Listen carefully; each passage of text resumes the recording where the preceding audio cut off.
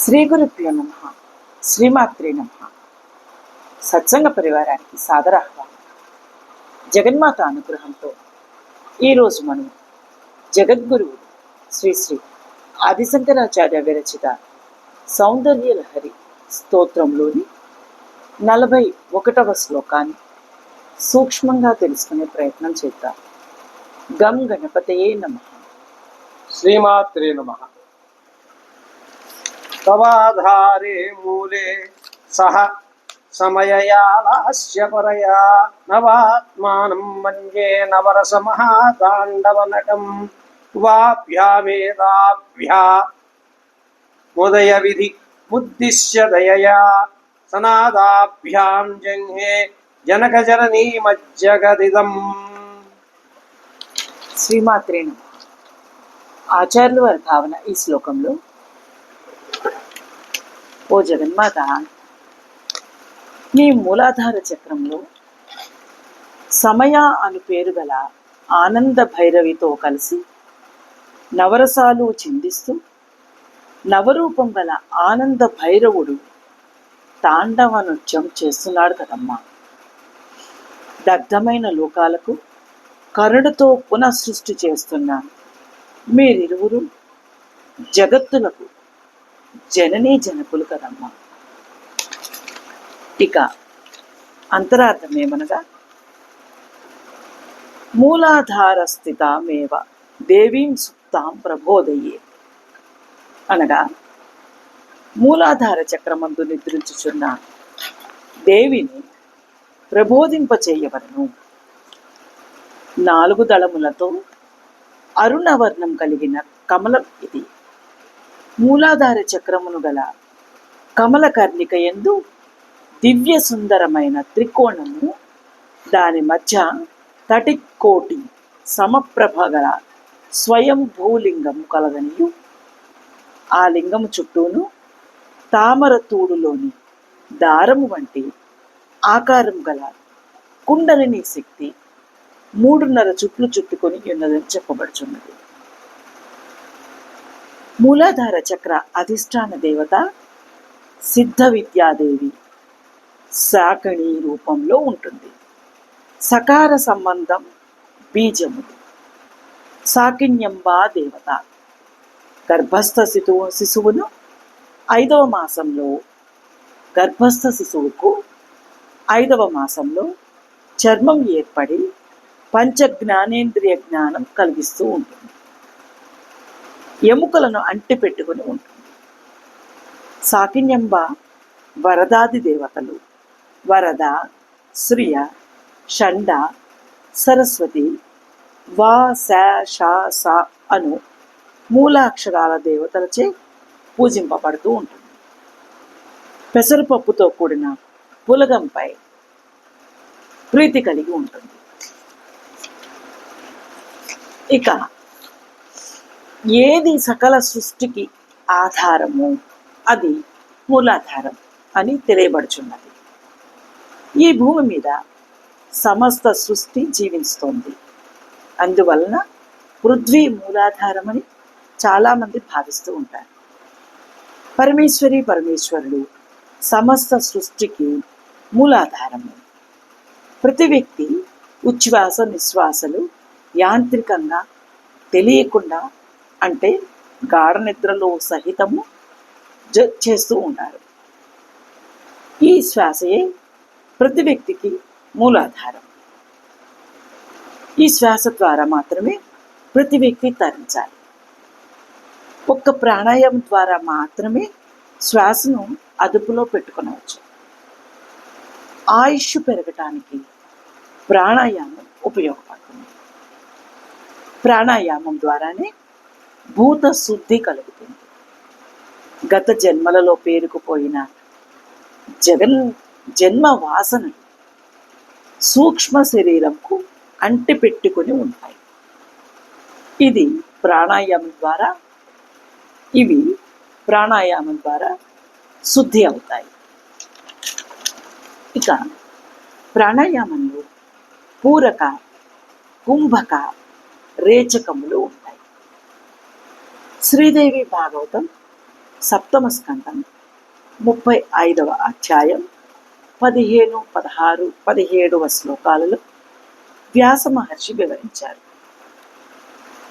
ఇడ అనగా ఎడమ ముక్కు ద్వారా బయట వాయువును 16 సార్లు ప్రణవము అనగా ఓంకారమును జపించుచు పీల్చవలేను. దీనిని పూరకము అందరు. ఈ విధంగా పీల్చిన గాలిని 64 సార్లు ఓంకారం జపిస్తూ బిగపట్టి ఉంచాలి. ఇది కుంభకము. ఇప్పుడుది సుషుమ్నా నాడి మధ్యకు చేరుకుంటుంది. ఈ విధంగా కుంభించిన వాయువుకు 32 సార్లు ఓం ఉచ్చరించి తగినంత సమయంలో పింగళ అనగా కుడిముక్కు నుంచి వదిలిపెట్టబడింది. ఇట్లు ఒక్కసారి చేసిన ప్రాణాయామము అంటారు. అంటుంది. ఈ విధంగా ఓం ఉచ్చరిస్తూ అనగా ఓంకారం ఉచ్చరిస్తూ పూరక, కుంభక, రేచకములు 12 లేక 16 సార్లు సాధన చేయాలి. ఈ ప్రాణాయామము జప ధ్యానములతో కూడిన నగర్భ అనియు, ఇవి లేనిచో నిగర్భ ప్రాణాయామం అని అంటారు. ఇట్లు క్రమంగా అభ్యసించే వారికి దేహమున చెమట పట్టిన అధమ అనియు, వణుకు పుట్టిన మధ్యమ అనియు, శరీరంపైకి చేరిన ఉత్తమ అనియు ప్రాణాయామమును 3 విధాలుగా విభజించాలి. ఉత్తమ ప్రాణాయామము సిద్ధించే వరకు సాధన చేయాలి. అంగుష్టం నుండి శిరస్సు వరకు ద్వాదశాంకములలో ప్రాణవాయువును నిలుపుటను ధారణ అందరు. మనస్సు చంచలత్వం లేకుండా నిశ్చలంగా ఉండి చైతన్యాత్మలో నిలిపి అనగా ఇష్టదేవతా మూర్తిపై నిలిపి ధ్యానించుటయే ధ్యానం అందరు. ఉచ్ఛ్వాస నిశ్వాసములు ఒక్కటై అగ్నితత్వమైన సుషుమ్నాలో అంతర్లీనమగును. ఇది అద్వైతానుభవము అని యోగులు తెలియచేశారు.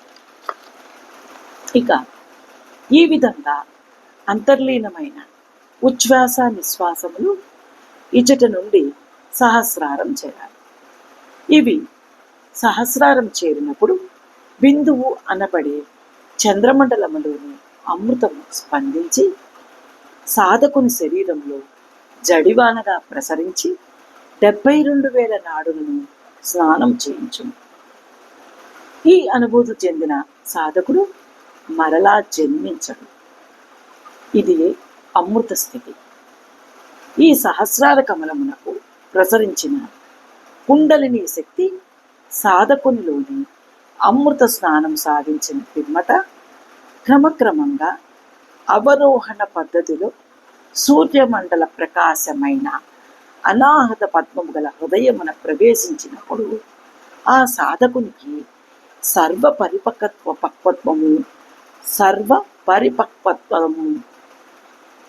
సర్వజ్ఞత్వము నాద శబ్ద అర్థ భవ విశేషములన్నీ వ్యక్తమగును. మరలా ఆ సాధకునికి సర్వ పరిపక్వతము, సర్వజ్ఞతము, నాద శబ్ద అర్థ భావ విశేషములన్నీ వ్యక్తమగును. ఈ నాదము ఆపాదమస్తకము వ్యాపించు. సమయాచారులు బాహ్య పూజ చేయిస్తారు. పరమేశ్వరులు సమయాచారులు బాహ్య పూజ చేయరు. మరలా ఇంకొకసారి, సమయాచారులు బాహ్య పూజ చేయరు. పరమేశ్వరుల సమైక్య స్థితిపై విశ్వాసం ఉండి ఎల్లవేళలా అంతర్యాగం చేసుకుంటూ ఉంటాడు. అంతర్యాగం ఏ విధంగా చేయాలి?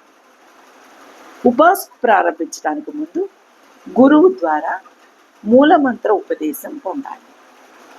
ఆ మూలమంత్రాన్ని అర్ధరాత్రి దాటిన తర్వాత ఒక అమావాస్య నాడు తప్పించి అన్ని రాత్రులలోనూ 12 లేక 16 సార్లు ప్రాణాయామం చేసిన పిమ్మట కుండలిని శక్తి వికసింప చేసుకుని సహస్రారంలో ఊర్ధ్వముఖంగా ప్రయాణం చేసి గాలిని కుంభించి మూలమంత్రాన్ని జపిస్తూ ధ్యానం చేయాలి. ఈ విధంగా ఉపాసన చేసిన వారికి శ్రీదేవి సాక్షాత్కరిస్తుంది.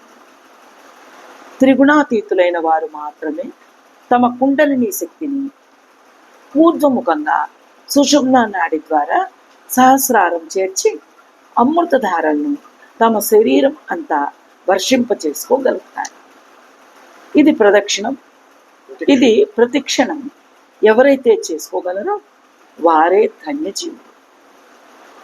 బహుకొద్ది మంది సామాన్యుల వలె జీవిస్తూ లౌకిక వృత్తులు చేసుకుంటూ తమ సాధనను బయటపడకుండా రాజయోగులుగా జీవన్ముక్తులై ఉంటారు. ఈ రాజయోగులు నిరంతరం అంతర్గతంగా ఉపాసన చేస్తూ తమ శరీరంలో అమృతధారలు వర్షింప చేసుకుంటూ ఉంటారు. పరమేశ్వరులను జగత్తుకు తల్లిదండ్రులుగా భావిస్తూ ఉంటారు. సౌందర్య లహరిలోని 36వ శ్లోకం నుండి 41వ శ్లోకం వరకు అనగా 6 శ్లోకముల ద్వారా షట్చక్రాల వర్ణన ఆరోహణ క్రమంలో ఆచార్యులు వారు చెప్పి ఉన్నారు. శ్రీ లలితా సహస్రనామావళి యందు కూడా 98వ శ్లోకం నుండి 107వ శ్లోకం వరకు ఈ 6 చక్రాల వర్ణన వ్యాస మహర్షులు వారు తెలియచేసి ఉన్నారు.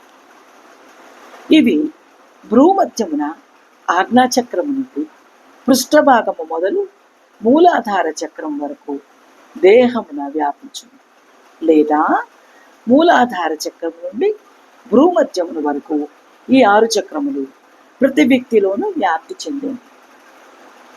శిరస్సు యందు సహస్రారము అనగా సహస్ర కమలమునందు భగవతి సేవింపదగినది. లలితా సహస్రనామంలోని సహస్రదళ పద్మస్థ సర్వవర్ణోపశోభిత అని హయగ్రీవులు వారు చెప్పినారు. ఈ శ్లోకంలో చెప్పిన ప్రాణాయామ క్రియ కేవలం ఈ వీడియో ద్వారా తెలియపరచడానికే మా ఉద్దేశమైనది. ఎవ్వరూ కూడా ఈ వీడియో విని ప్రాణాయామం స్వంతంగా సాధన చేయరాదు. అనారోగ్యంతో ఉండేవారు స్వంతంగా ప్రాణాయామం చేయరాదు. ఈ వీడియోలో చెప్పిన రేచక, పూరక, కుంభకములు, వీడియో ద్వారా చెప్పిన ప్రాణాయామ విషయములు గురువులు మరియు వైద్యులు దగ్గర లేకుండా స్వంతంగా చేయరాదు. కేవలం శాస్త్ర వివరణ వరకే మాత్రమే తీసుకోవాలి కూడా, అనుభవంగా తీసుకోరాదు. జగదంబ విచిత్రమత్రకిం పరిపూర్ణ కరుణాసు చేన్మయి అపరాధ పరంపరావృతం నహి మాత సముపేక్షతే సుఖం. జగన్మాత అనుగ్రహం మనందరి మీద కలుగుగాక. శ్రీమాత్రే నమః.